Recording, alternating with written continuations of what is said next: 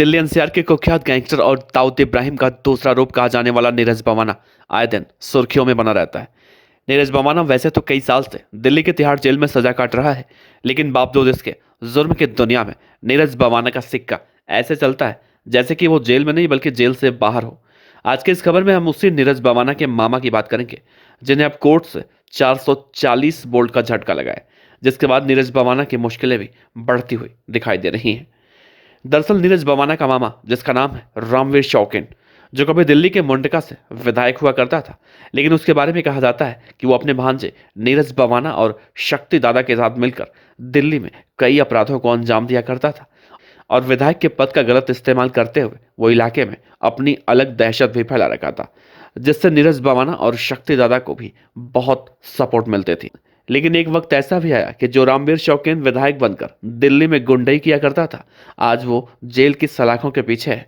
आज वो अपने इलाज के लिए कोर्ट का दरवाजा खटखटा रहा है, लेकिन कोर्ट से उसे जमानत नहीं मिल रही है, बल्कि मिल रहा है तो 440 बोल्ट का झटका, यानी कि उसकी बेल खारिज।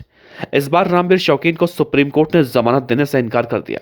हालांकि सुप्रीम कोर्ट ने शौकीन के इलाज के लिए जेल अथॉरिटी को उचित कदम उठाने को जरूर कहा है। रामवीर शौकीन को सबसे पहले साल 2018 में उत्तर प्रदेश पुलिस ने अपनी कस्टडी में रखा, जिसके बाद वो दिल्ली के सफदरजंग अस्पताल से फरार हुआ। हालांकि बाद में वो दिसंबर 2020 में दोबारा पकड़ा गया, लेकिन कहा जाता है कि रामवीर शौकीन अपने गैंगस्टर भांजे नीरज बवाना के साथ मिलकर कथित तौर पर गैंग ऑपरेट करता था।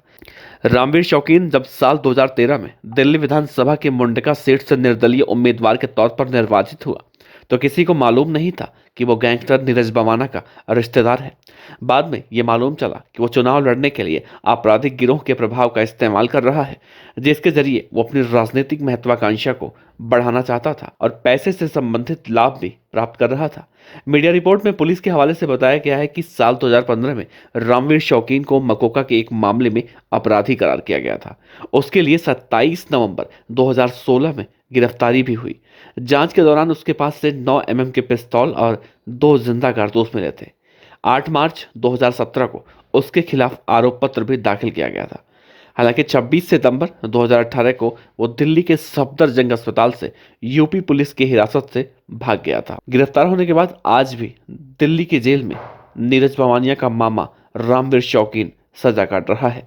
लेकिन अब रामवीर शौकीन कहता है कि उसे इलाज की जरूरत है, उसे जमानत दी जाए, लेकिन कोर्ट ने भी उसे जमानत देने से साफ साफ इनकार कर दिया। शायद कोर्ट को यह बात पहले से ही मालूम हो कि अगर उसे जमानत दी गई तो पिछली बार की तरह वो पैरोल जंप करके फरार भी हो सकता है।